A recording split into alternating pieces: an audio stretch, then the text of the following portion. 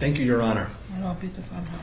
Human beings can and often do spend a lifetime contemplating the impact of their own actions on the world around them, most of the time to no avail. What we do or don't do may seem largely significant or completely pointless to us in the moment, while we remain blissfully ignorant to the ripple effect it creates around us, whether intended or not. How much more so to try and describe the impact that someone else's actions may have had on us is surely an exercise in guesswork at best.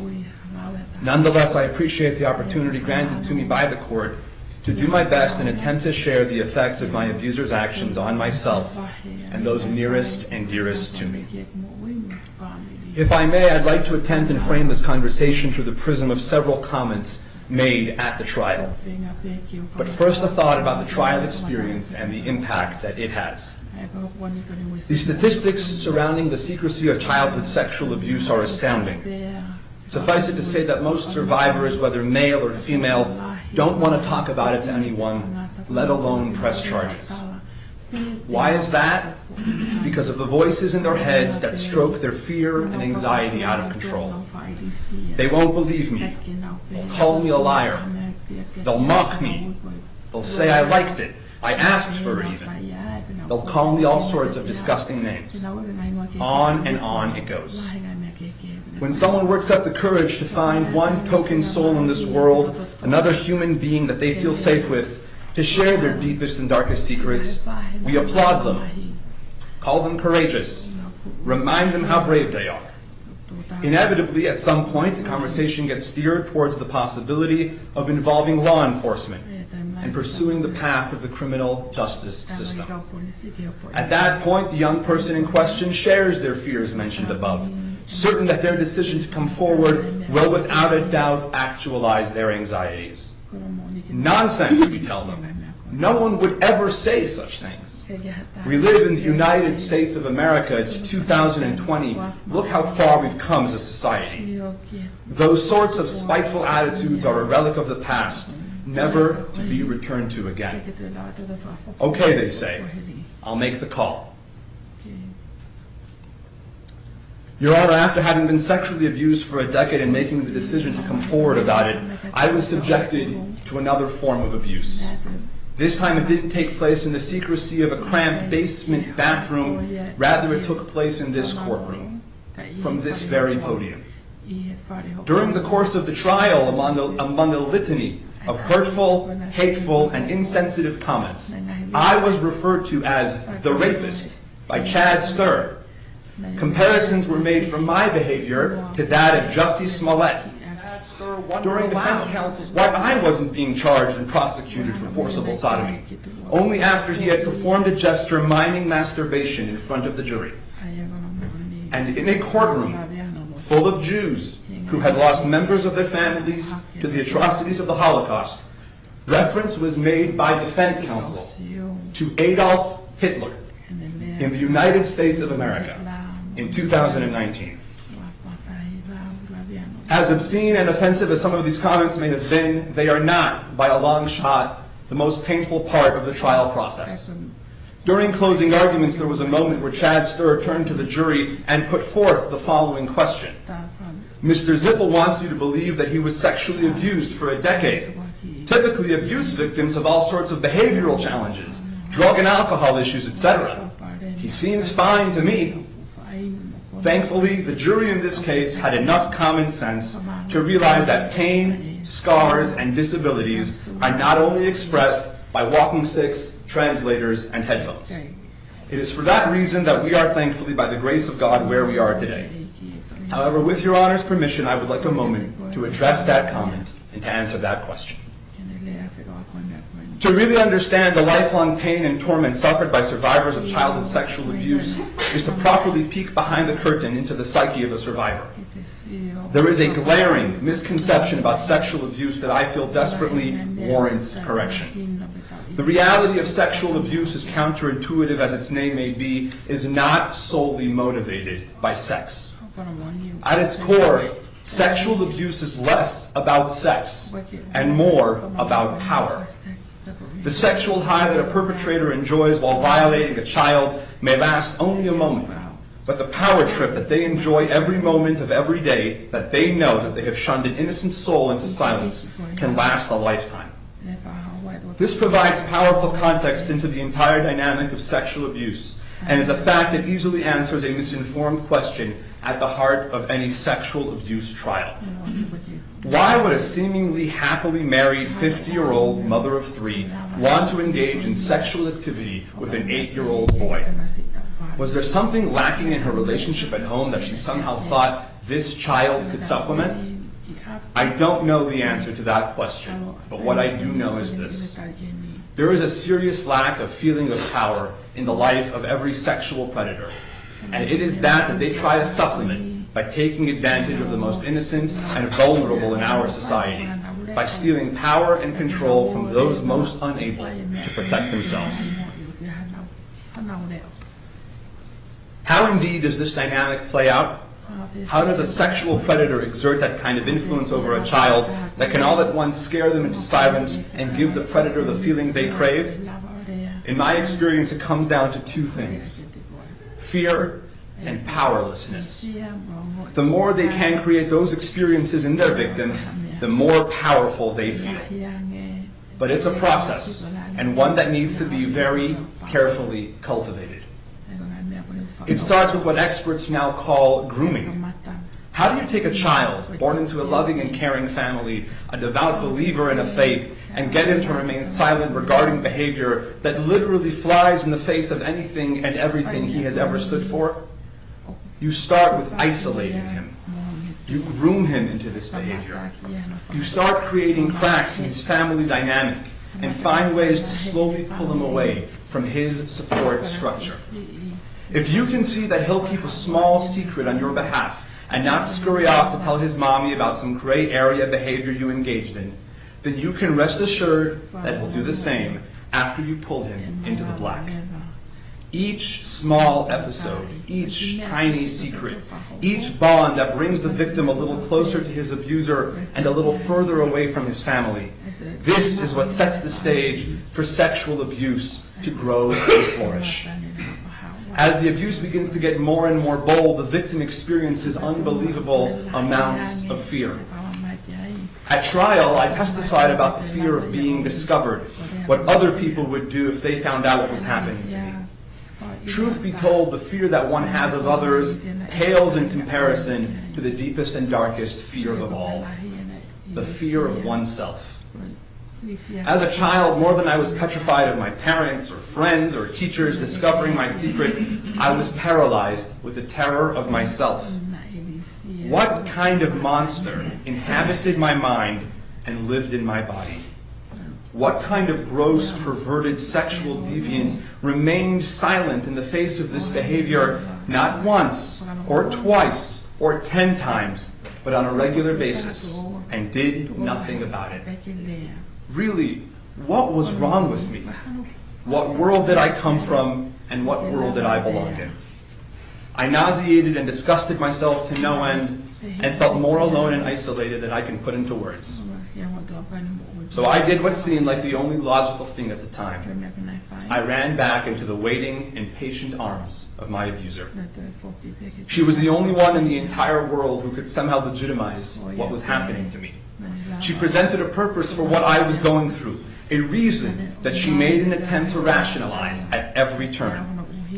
She was the only one that really knew what was going on with me, and the adult-like feeling that she brought to me when she abused me was the only antidote to the intense pain that otherwise could not be numbed. It was at that point that she found the second key that unlocked the next crucial dynamic of sexual abuse: powerlessness.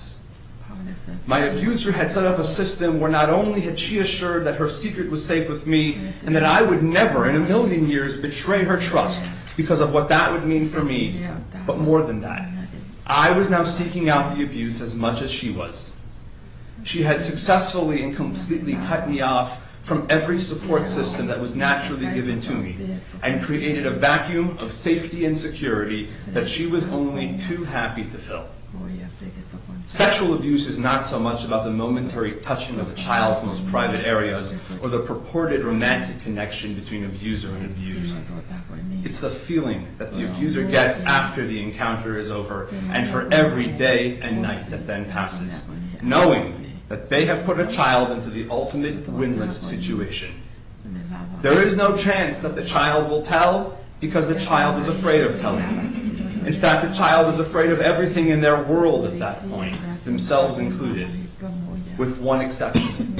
The child is not afraid of the abuser. And so they come back, time and again, hating and detesting themselves in that moment for doing it, but only doing it because of how much they hate and detest themselves for having done it last time, and hoping that this time, this will be the last time we promise ourselves. And this time will rid us once and for all of all the pain in our lives. Just this one last time. Until the next time, and the next time, and the next time.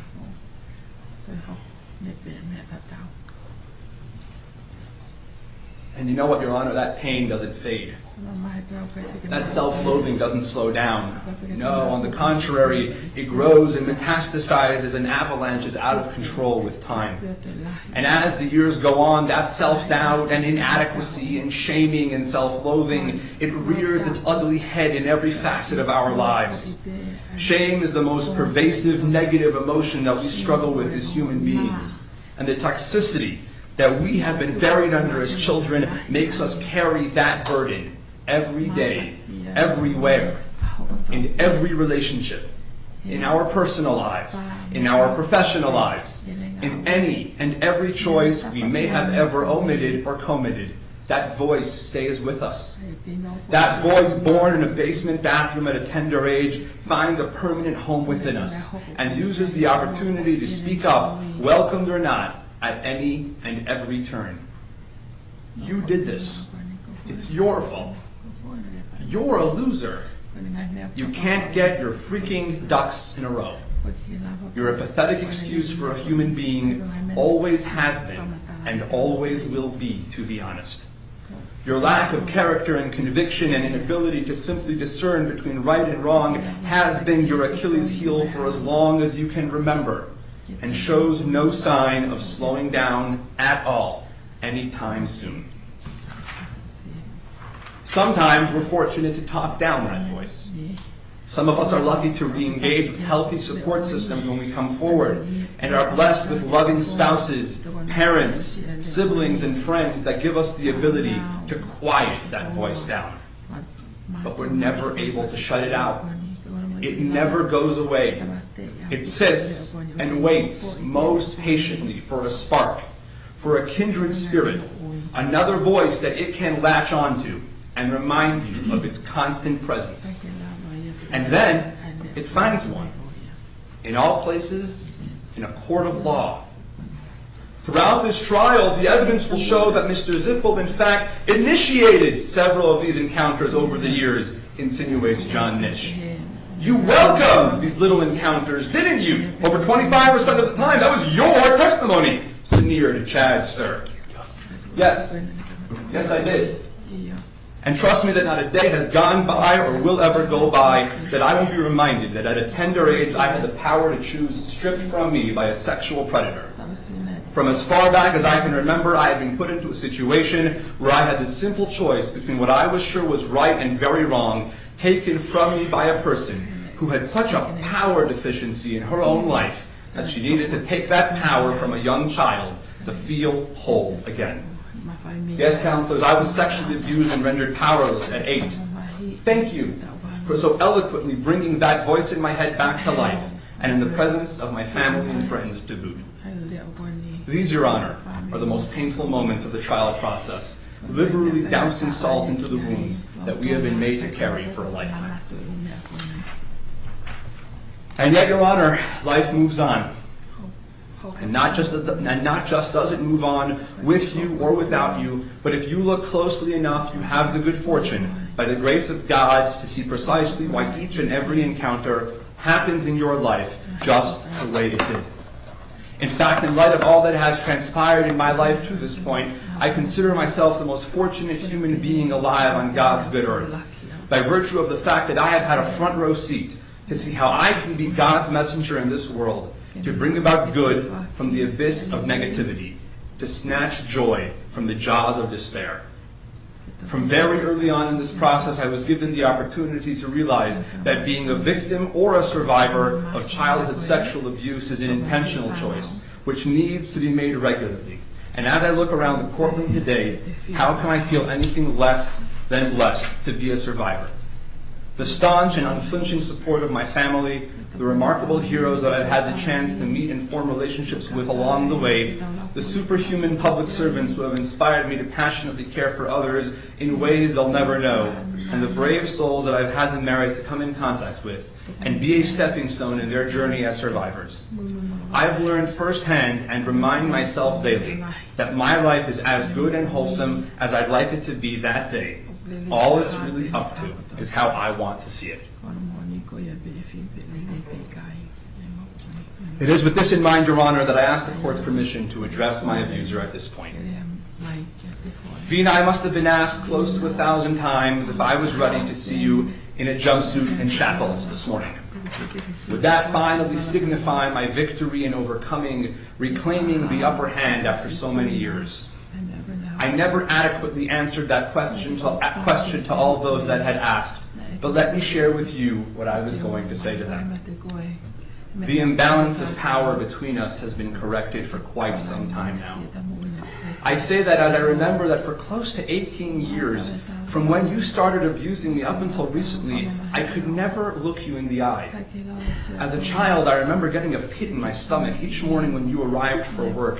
Each time that you would show up at my house after I'd returned from months at school, the same humiliating sensation, the same hot flush in my cheeks, and the same meek look down at my shoes, because I knew I couldn't meet your gaze. I always knew why, yet I could never put it into words.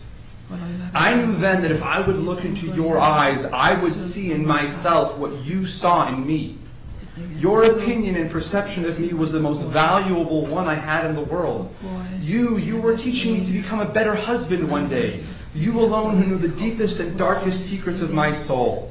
If I were to be reminded what you thought of me, there was no way I could ever think any different of myself. May 9th, 2018, your initial appearance before this court. Everybody, and I mean everybody, that was advising me had told me that it was absolutely pointless to come to court that morning. Your appearance before the judge would last all of 90 seconds.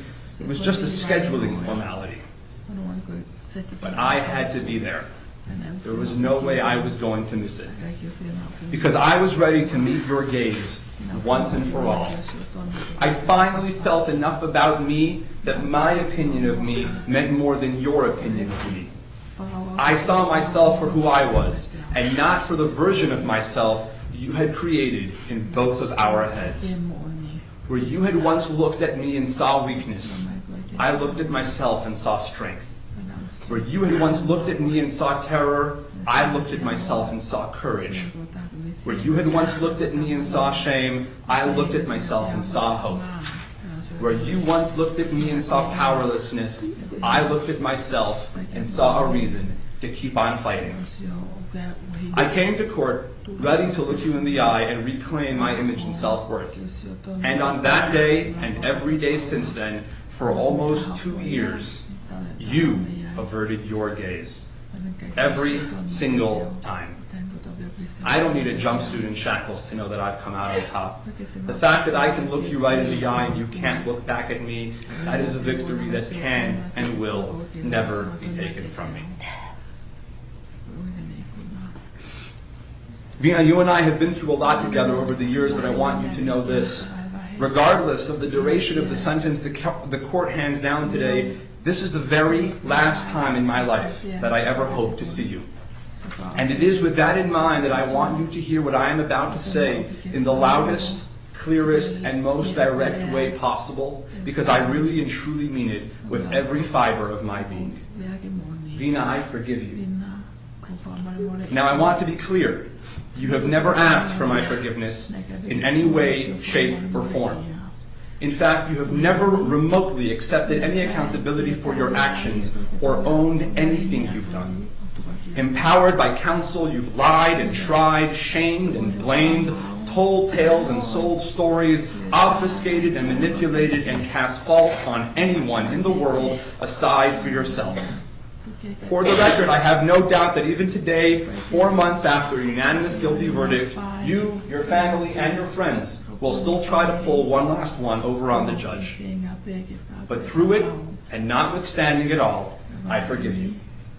I forgive you because I've learned that forgiveness is less about you and more about me. I forgive you because I realize that in addition to the access to my body that you allowed yourself to for a decade, you've been living rent-free in my head for way longer than that. And I'm ready for that to stop today. Vina, I'm certain beyond any reasonable doubt that at some point in your life you were deeply hurt by somebody. Pain that far surpasses the normal parameters of suffering. And like so many in this world, and probably just like the person that hurt you, whether knowingly or unknowingly, you perpetuated that vicious cycle of violence. Like most hurt people, you went on to hurt people. And so on, it continues. Until today, I refuse to let the cycle keep on spinning. The endless buck stops with me. Pain is a reality, but victimhood is a choice. And while I've been the recipient of the pain that you have passed on, I refuse to live another minute with the resentment and anger and frustration and anxiety and all of that comes with it. Today I make the conscious choice to replace all of that negative energy with a dedication and commitment to more positively enhance the lives of others, specifically those whose life's journeys look similar to mine. Instead of pain, I will find power to bring to others. Instead of resentment, I will fight for myself and others with a renewed purpose. Instead of being hurt, I make a choice to be healed. I don't know, nor do I think I will ever, why God chose for this to happen to me, and why He chose for you to be the one to do it. But that's not something I'm going to worry about anymore. To be perfectly frank, Vina, I've got way too much good that I want to accomplish in this world than to waste my energy being angry at you. And so I forgive you. I am done thinking about the impact you have had on my life, and now I want to start thinking about the positive impact I can have on the lives of others. That is my impact statement. Your Honor, if I may, I'd like to conclude with one last thought. In Jewish scripture, we're taught that the best way to hope for another's forgiveness is to be merciful and forgive others when asked. With that in mind, I'd like to use this opportunity to ask for someone's forgiveness today. This is someone I'm not exactly able to address directly, so I've chosen to write them a letter, which I would like to read now. The letter is dated September 1st, 1999. This 8-year-old boy. And it reads as follows. Dear Avremi, I am so sorry. Let me be the bearer of bad news. Today your life is going to change forever, and not in a good way. Today a person entrusted with your care is going to wreak havoc on your pure and innocent 8-year-old soul, havoc from which you will never recover. Why am I sorry? Because from this day forward, I have blamed you, my dear 8-year-old self. I've screamed at you, cried at you, cursed you for doing what you did, and blamed you for your choices. I'm sorry because I finally learned it wasn't your fault. You did nothing wrong. For some reason, God Almighty decided that this is the path that you will own through this life. You were a child and blindly trusted an adult who violated that trust and violated you forever. I'm sorry, little buddy. Today, the real culprit, the one who deserved all the screaming and shouting, the shaming and blaming that you've subjected yourself to over the past 20 years, today she finally pays the piper. You're a great kid, and I'm sorry. I'm ready to let justice take it from here. Thank you. Thank you.